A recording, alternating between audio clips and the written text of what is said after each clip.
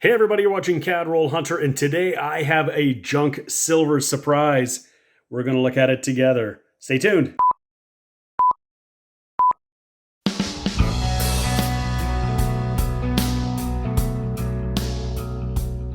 Hey everybody, this is James and you're watching my channel Cadroll Hunter. I got a bag of junk silver from a local antique dealer quite recently, and an interesting story about this. I went into the store. I go in regularly. I'm always asking if he's found coins.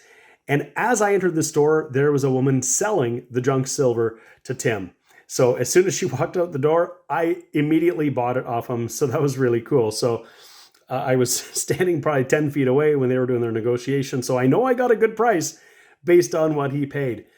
But in this bag of silver, I haven't looked at it. We just counted it up, tallied it. Well, he tallied it, paid her, and then I paid him. But there is something old in here. That's Queen Victoria. We're going to take a peek. I haven't looked at the rest, but I don't think that's the only one. And for this lot here, silver was up a little bit when I bought this, so I paid 17 times face for it. But I think that some of these old ones are going to make it well worth it. Paying essentially melt prices or less than melt prices for some really old silver is really cool. There were a few other things that came in with it. There's a little bag of wheat pennies. We'll take a break or look at that towards the end. Some foreign and odd stuff and some old UK copper pennies. Somebody was trying to sell this for $25. Tim threw all this in when I bought the silver, so that was really cool. I'm going to dump this out and we're going to look at all this together. I'll sort it out. We'll try to take a peek at what we got. I always love looking at junk silver. And of course, the other thing I love about junk silver is the sound of silver. Just that ring of silver is very cool. So we got a nice good assortment. We've got all the denominations. We've got dimes, quarters, we've got half dollars, so 50-cent pieces as we call them here, and some dollar coins. I see a commemorative. That's really cool. So I'm going to separate them out. We'll look first, I think, at the dimes, and we'll go from there. So everything's separated out here and counted. We got $8 in face value of dimes. We've got approximately, or close to, $22.50 face. I say approximately or close to. Well, I'll come to that. So I've separated all these things out. We've got $5.50 in quarters, $1 in half dollars. We got 7 of these silver dollars, and then 4 things over here we'll look at in a bit. But let's get into these dimes first. I didn't see anything terribly old in here. Some King George VI, I can see one there for sure, but we'll take a peek and see if there's anything interesting or that stands out. I've got all these dimes separated out by year, and no surprise here that in the 60s, this last row here, that's where we got most of our dimes, and most everything is in a pretty slick circulated condition. There aren't really any key dates to look for in these dimes. Any of the earlier years in the 40s, if we found them in a mint state, they'd have a premium for sure. But for the most part, these are all junk silver, good candidates for junk silver. So, but we did get some King George VI, the earliest one being in 1940. You can see how slick that is. We got a 43, a 45, some 46s. That's a 47 Maple Leaf, minted in 1948. We got a 1949, and we didn't get any George V in the 50s, George VI, I should say, in the 50s. But we did get some 53, 55, 56. There's a 56 dot variety with a dot below the date. We got 3 of these, and, oh, sorry, 2 of them, 3 of them, and none of them are the dot. We got 57, 58, 59, and then into the 60s, 60, 1, 2, 3, 4, 5, 6. We did get a couple of 1967, so these ones could either be 50% silver or 80% silver. The specs are exactly the same, so they weigh up the same, they look the same. There's no really good, easy way to tell the difference. So dealers split the difference, and they sell this as though it's all 65% silver. Nobody is going to take the time to try and figure out and test them to see what they are, so they all sell the same.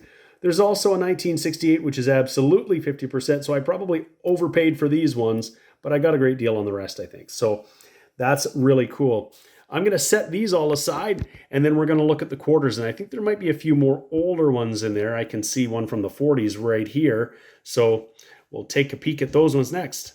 Now, one variety we can look for in the dimes is the 1953 to see whether it's the shoulder fold or no shoulder fold.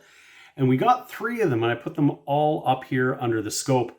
And as it turns out, all 3 of these are the no shoulder fold design. And of course, what we're looking at is the eye, and we can see there's a very flared end at the bottom.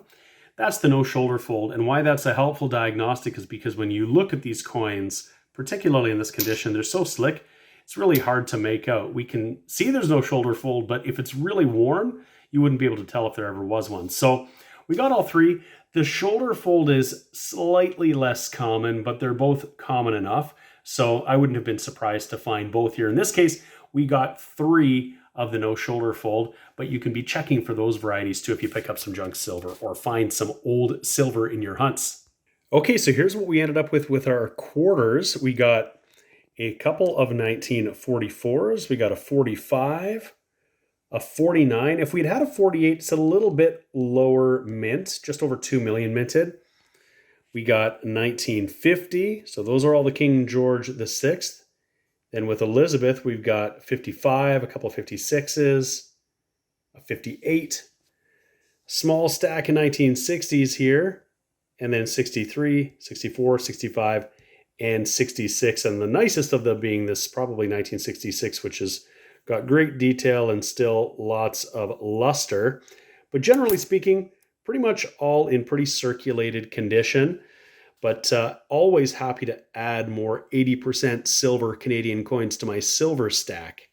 We just got 2 of these 50-cent pieces. One is a 63, the other is a 64. They both feature the laureate portrait.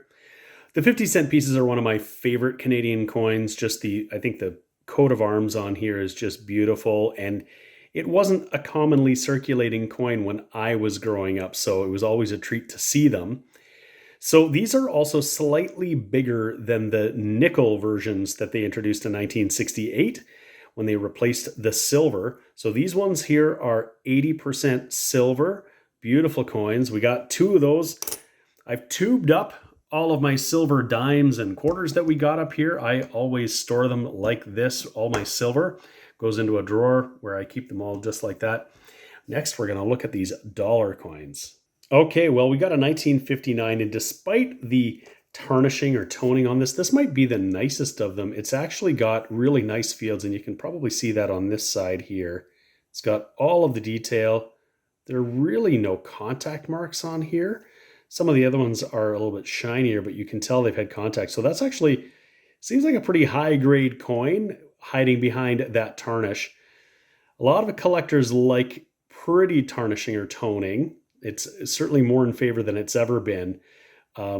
But tarnishing can come in all sorts of shapes and sizes and colors. So this is pretty run-of-the-mill. This is what we'd expect for silver coins that have been stored, subject to the elements for many, many years. But we got a 59. We got a 1962. A couple of 63s. A couple of 1965s. We'll come back to those ones. There's 2 of them there. We got that commemorative 1967. There's a variety on here we want to look for, and it's the diving goose. Basically, it is a rotated die where if you line it up with the queen, it looks like the goose is diving. This one here appears to be perfectly fine. A little bit of a cameo finish on the queen there. Again, actually, that's a pretty nice coin. Despite the toning on it, the surfaces look pretty good. The varieties we want to look for on the 1965, there's a pointed 5, a blunt 5, there's a small bead and a large bead variety. We'll take a look at this and see what we've got. I pulled these up under the scope so we can get a closer look. Both of these are the pointed 5 variety. We're looking at the base of the 5 here. You can see how that's pointed. The blunt 5 is more rounded, and that's the first one. And the second one you'll see here is exactly the same with the pointed 5. We have to flip it over to the obverse to get a look at the beads. So I think what we're looking at here is the small bead pointed 5. None of them are particularly rarer than the others. There is one variety that is gets a little bit more of a premium. It's actually the medium bead. And honestly, it's a little bit hard to tell between some of them, But the one tell is to look at the rear jewel on the crown. The medium bead, this is almost completely detached. On these two coins here, it is, well, this one looks like it got run over by something, but it's firmly attached. So this would be the small bead, pointed 5, both of these 1965s. So all that silver is set to go back into my collection here. But these 4 coins that are in here are the ones I'm really excited about. I said earlier that I had approximately $22.50 because these are not Canadian quarters. They're the same size, but these are actually Newfoundland coins, all 4 of these. And instead, this one is Victoria. Check that out. That is wicked. And you can see where it says Newfoundland. If I flip this over, this is 20 cents. Now, Newfoundland actually did have quarters for a couple of years, I think 1917 and 1919. But before that, they had 20-cent pieces. This is 20 cents from 1900 with Queen Victoria. And we actually got 3 with Queen Victoria on it. This one here is an 1899, 20 cents. These would be extremely uncommon to find in the junk silver bin. This one here, 1894. And then this last one here, you'll see this is Edward VII. This is actually pretty good condition. You can see the full band of the crown. The Edward VII coins in Canadian coinage and Newfoundland coinage, Edward's head is the high point of the coin, and it gets worn down really easily. So this is a lot more detail than we can actually normally see. We can see his ear. That's usually totally obliterated. This one is in metal orientation like our modern Canadian coins. This is 20 cents in 1904. This has got the H mint mark. For the Heaton Mint in Birmingham, England, these were made in England, not in Canada. What I want to do is grab my Charlton guide that I always have handy here when I'm looking at coins to try to get a sense of what these 4 coins are worth. These are certainly worth more than just their melt value. Newfoundland coins were typically really low mintage, and I'm excited to get a look at that. So I've got my Charlton Standard Catalog of Canadian coins here. It's on the Newfoundland 20-cent page. This catalog is great because it includes all of the pre-Confederation provincial issues. So Newfoundland, Nova Scotia, New Brunswick, for instance. And I told you earlier that the Newfoundland coinage were pretty low mint. I mean, the population wasn't terribly high. 1900, only 125,000 minted.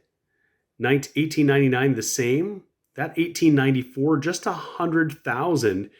And you'll see that even in a G4 condition, this is pretty good value, really, with these low mintages. It's an $8 coin. And these coins are not in a G4 condition.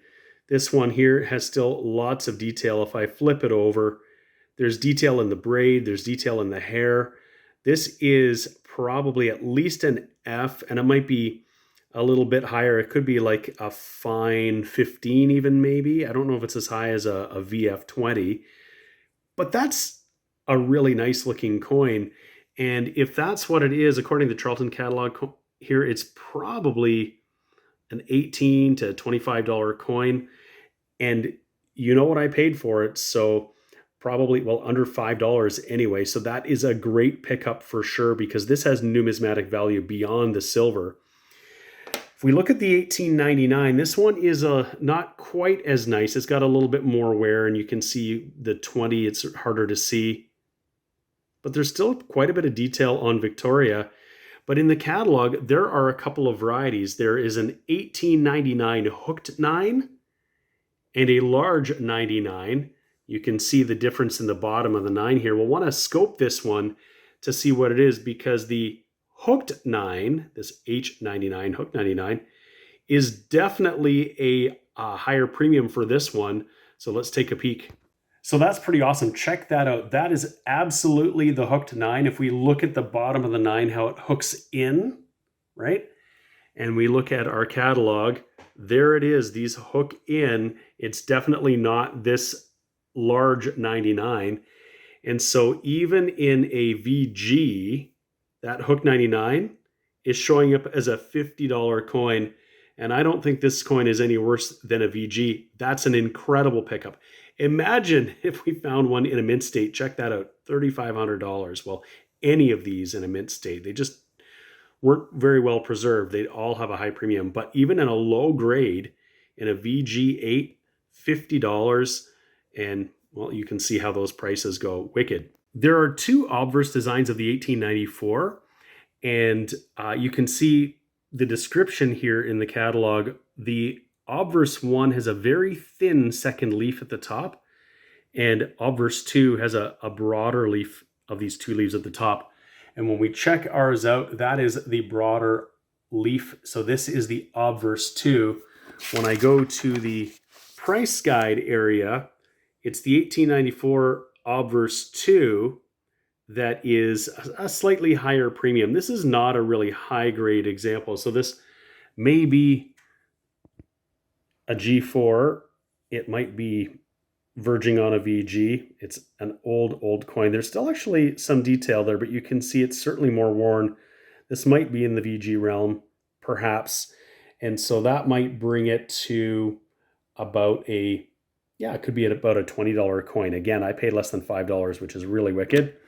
This last one here, as I said, this 1904 is in pretty nice condition. It's still got lots and lots of detail here. We'll have to flip to the Edward page in here to see what we're looking at. Here's that 1904H, only 75,000 minted, and it's really hard to know how many actually still exist. Many of these might have been melted down, so there's probably quite a few out of circulation now. This one here, as I said, is a really nice coin. I think this is probably a VF20 all day. And that's a $60 coin because, of course, it's pretty scarce, which is an awesome junk silver purchase. And we'll take a closer look at that again. Just lots of detail, a little bit of toning, a little bit of marks. But if I look at this side, we've got the full band of the crown. We've got lots of detail still in the crown and the beard, in his ornamental sash or whatever that is that he's wearing. I think this is a great looking coin. And as I said, oftentimes with these coins with Edward, because the bust was the high point of the coin, a lot of times there's no detail whatsoever. This is a fantastic pickup. I'm not a professional grader, and you might not agree with my grades. Let me know what you think. Do you agree? Is my grading accurate? Would you grade it higher or lower? Not just this one, maybe the other ones. Let me know what you think. Grading is tough. It's subjective, and you can use photo grading on some websites, but at the end of the day, if you really want to get a good sense of what it is, you can send it in to be professionally graded. But I think that all four of these coins here were excellent pickups. The next thing I want to do is look at really quickly, I think, because we've gone on long enough here, just some of the other things that we got out of interest. There might be some interesting things in there, but these are the gems of this junk silver purchase, absolutely. If you don't have this catalog, you need to get one. You've got a couple options. You can get it from the Charlton Press website, or you can get it from the Lighthouse Canada website. Both of those organizations sponsor this channel, and you can use the exclusive discount code CRH20 to get 20% off of your purchase. You don't want to be coin roll hunting and collecting without the kind of information that is in here to know what it is that you're looking at. So I highly recommend it.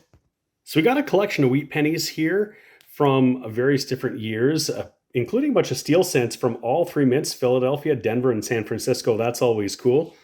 Some of them look to be in pretty grungy shape, but probably the best one here is this 1909.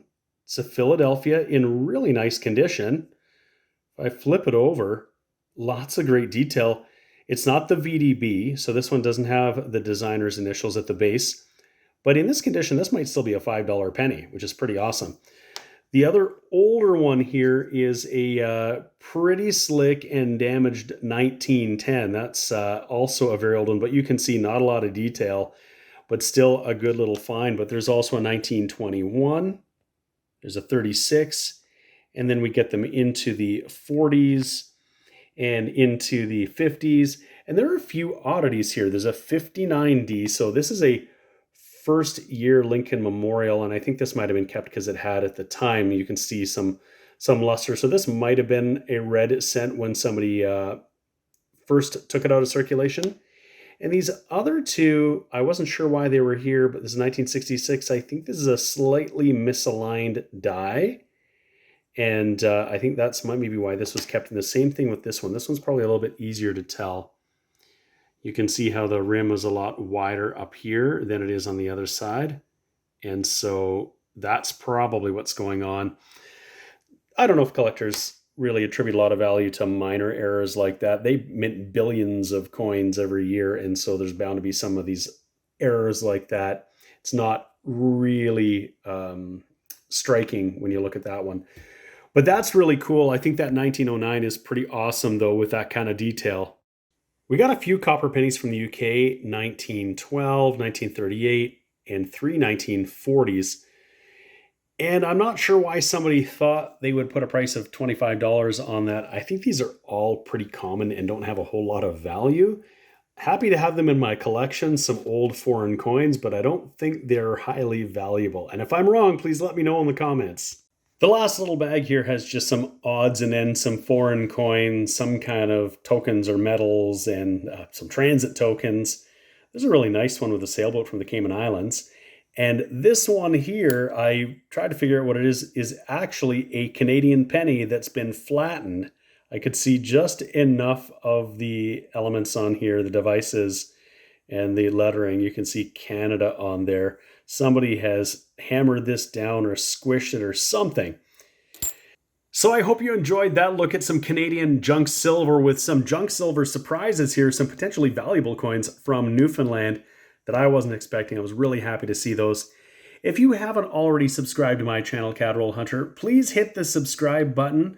Find out when my new videos are coming out. I've got new videos coming out all the time, often coin roll hunting, collection purchases, junk silver purchases, lots of cool and fun stuff. I'm always happy to share my adventures in coin collecting with you and all my learnings, because I'm always learning about coins.